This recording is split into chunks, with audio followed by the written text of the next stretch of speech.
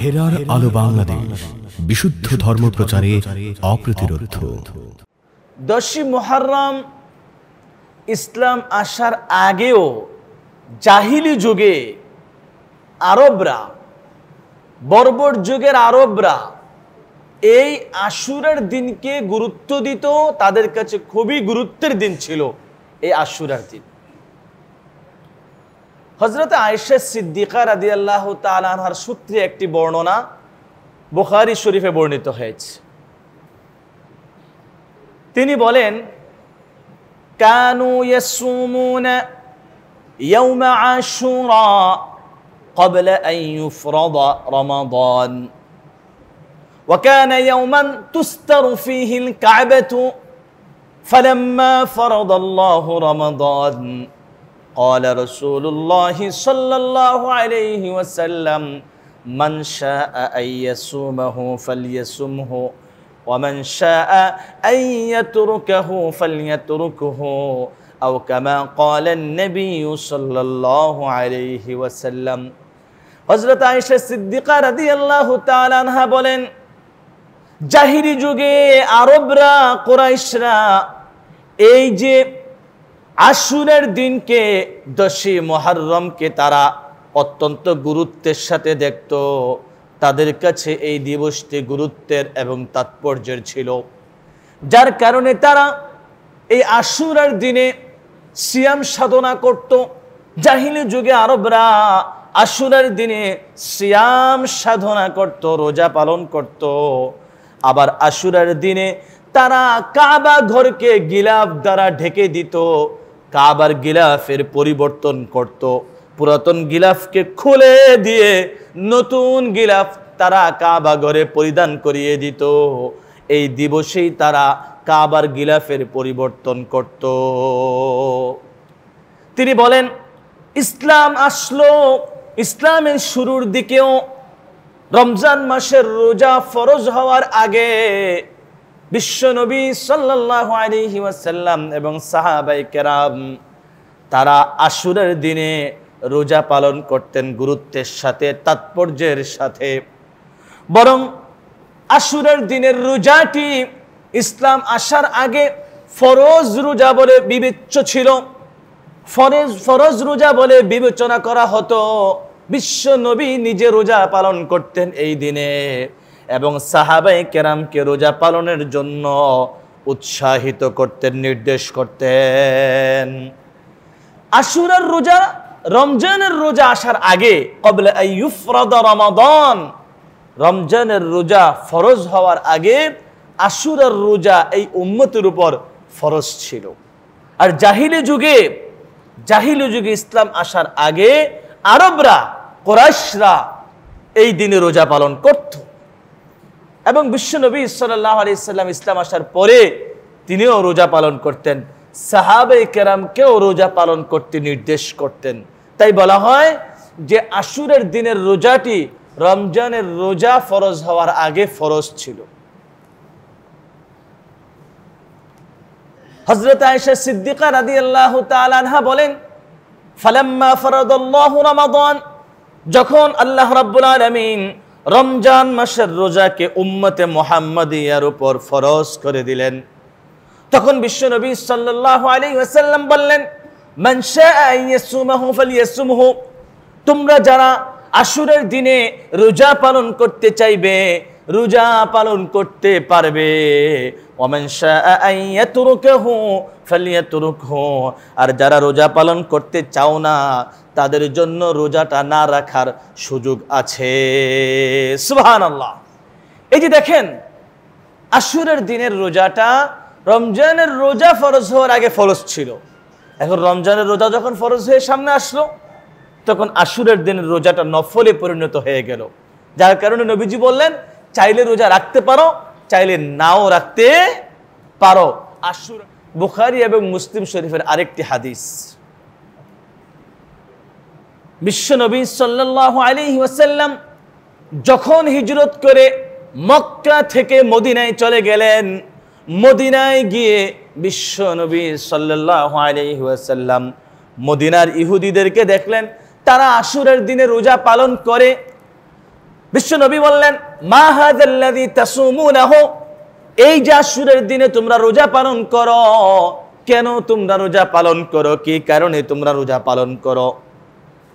ইহুদিরা বলল, হাযা ইয়াউমুন আযীমুন, আমাদের কাছে আশুরার দিন অনেক গুরুত্বপূর্ণ, আশুরার দিন আমাদের কাছে অনেক ফজিলতের তাৎপর্যের, কারণ আনজাল্লাহু মূসা ওয়া কওমাহু ওয়া গররাকা ফিরআউনা ওয়া কওমাহু, আল্লাহ রাব্বুল আলামিন এই আশুরার দিনে শত্রু ফেরাউন এবং ফেরাউনের সৈন্য বাহিনী থেকে আল্লাহ রাব্বুল আলামিন মূসা আলাইহিস সালাম এবং তার অনুসারীদেরকে মুক্ত করেছিলেন। সুবহানাল্লাহ।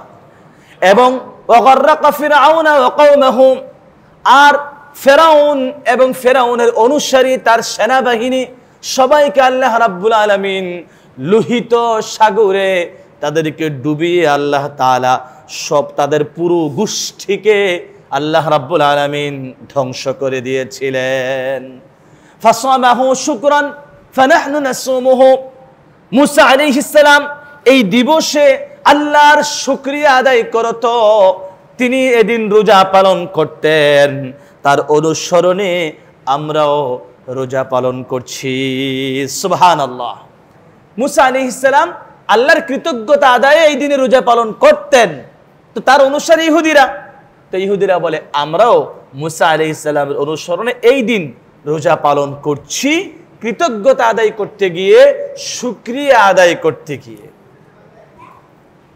বিশ্ব নবী সাল্লাল্লাহু আলাইহি ওয়াসাল্লাম বলে উঠলেন, ফানাহনু আহাক্কু ওয়া আওলা বিমূসা মিনকুম, তোমাদের চাইতে মূসা আলাইহিস সালামের অনুসরণ করার হকদার আমরা বেশি তোমাদের চাইতে।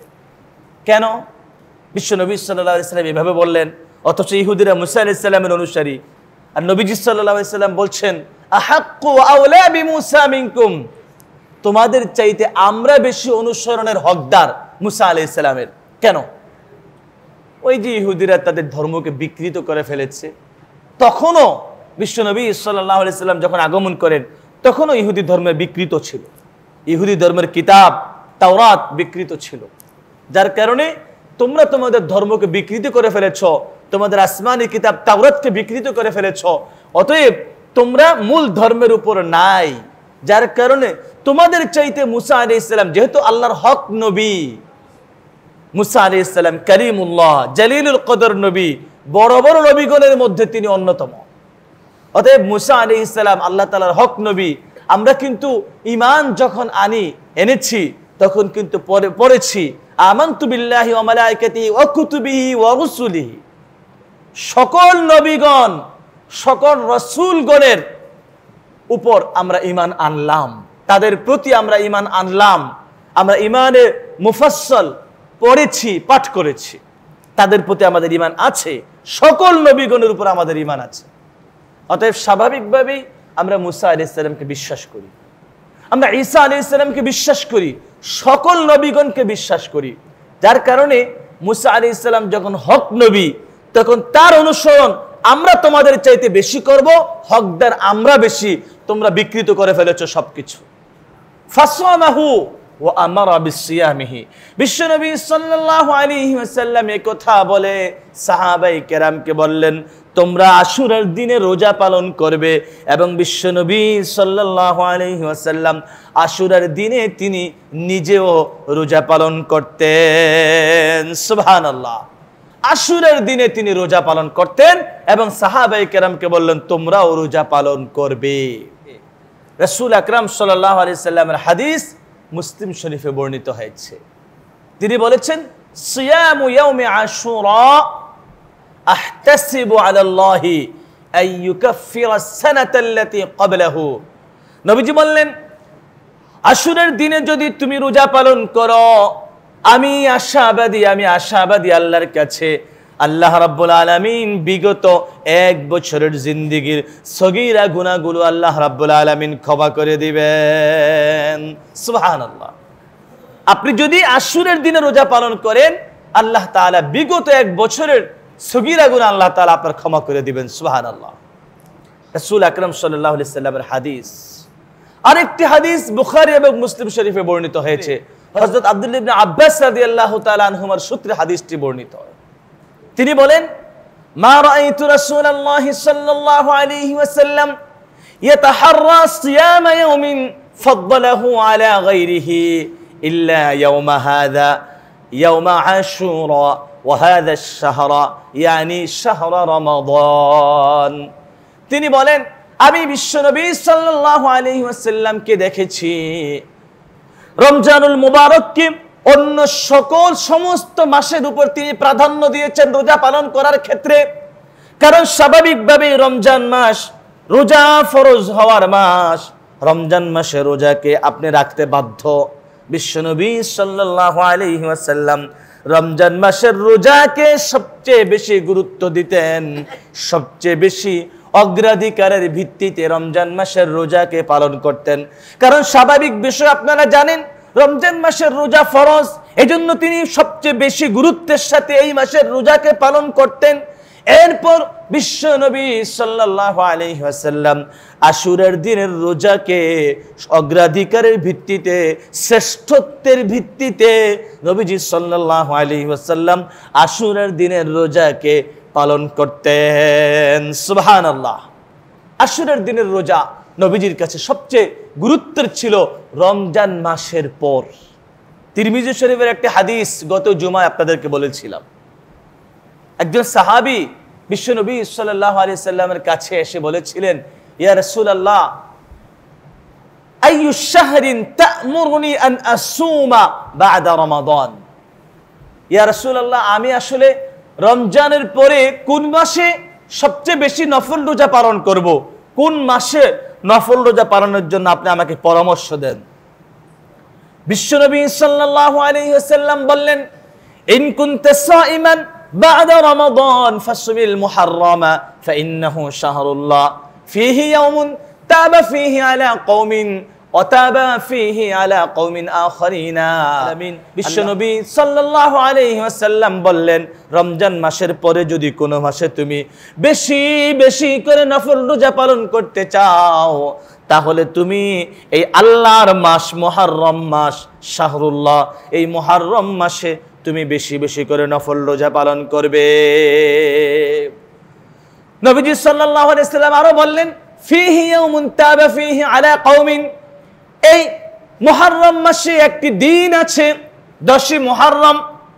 মুহররম মাসে একটি দিন আছে 10ই মুহররম। এই 10ই মুহররমে আল্লাহ রাব্বুল আলামিন 10ই মুহররমে ইহুদি সম্প্রদায়ের তওবাকে কবুল করেছিলেন। সুবহানাল্লাহ।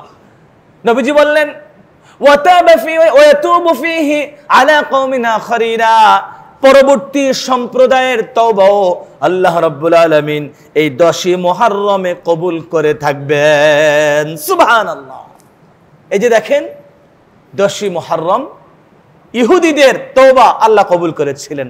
আপনারা জানেন, বুখারী শরীফের হাদিস আপনাদেরকে কিছুক্ষণ আগেই বললাম যে ফেরাউন এবং তার সৈন্যবাহিনী, তাদের ষড়যন্ত্র থেকে আল্লাহ রাব্বুল আলামিন মুসা আলাইহিস সালাম এবং তার অনুসারীদেরকে বাঁচিয়েছিলেন। আর ফেরাউন এবং তার অনুসারীদেরকে আল্লাহ রাব্বুল আলামিন লোহিত সাগরে ডুবিয়ে তাদেরকে মেরেছিলেন। অতএব এই দিন ফেরাউন এবং তার সম্প্রদায় থেকে মুসা আলাইহিস সালামকে মুক্ত করলেন, মুসা আলাইহিস সালামের অনুসারীদেরকে মুক্ত করলেন। তাদের তওবাকে আল্লাহ রাব্বুল আলামিন এই দিবসে কবুল করেছিলেন। যার কারণে নবীজি সাল্লাল্লাহু আলাইহি সাল্লাম এই কথাটা বলেছিলেন যে ফীহি ইয়াওমুন তাবা ফীহি আলা কওমিন, ইহুদি সম্প্রদায়ের তওবাকে আল্লাহ কবুল করেছেন। আর নবীজি আরো বললেন, ওয়া ইয়াতুবু ফীহি আলা কওমিন আখারিনা, তার পরবর্তী সম্প্রদায় যারা আছে এই দিবসে আল্লাহ তাআলা তাদের তওবাও কবুল করবেন। পরবর্তী সম্প্রদায় আমরা উম্মতে মুহাম্মাদিয়ারা, উম্মতে মুহাম্মাদিয়া। আপনি এই দিবসে তওবা করবেন, ইস্তিগফার করবেন। 10ই মুহররমের আপনার কাজ কি? 10ই মুহররমে আপনার আমার কাজ কি? হাদিসগুলো আপনাদেরকে শোনালাম। আপনার আমার কাজ হচ্ছে ওই দিনে রোজা পালন করা। সবচেয়ে গুরুত্বপূর্ণ আমল 10ই মুহররমে রোজা পালন করা। তারপর কাজ কি? তারপর কাজ রাসূল আকরাম সাল্লাল্লাহু আলাইহি ওয়াসাল্লাম বললেন, এই দিবসে আল্লাহ তার বান্দাদের তওবা কবুল করে থাকেন, যেমনটি আল্লাহ ইহুদিদের মুসা আলাইহিস সালামের অনুসারীদের তওবাকে আল্লাহ কবুল করেছিলেন এই দিবসে। অতএব স্বাভাবিকভাবেই এই দিবসে আপনার আমার কাজ হলো বেশি বেশি করে তওবা ইস্তেগফার করা, আমল করা, আশাবাদী থাকা যে আল্লাহ রাব্বুল আলামিন আমার আপনার তওবাকেও ইস্তেগফারকেও আল্লাহ তাআলা এই দিবসে কবুল করবেন ইনশাআল্লাহ। আশাবাদী থাকা এবং তওবা ইস্তেগফার চালিয়ে যাওয়া।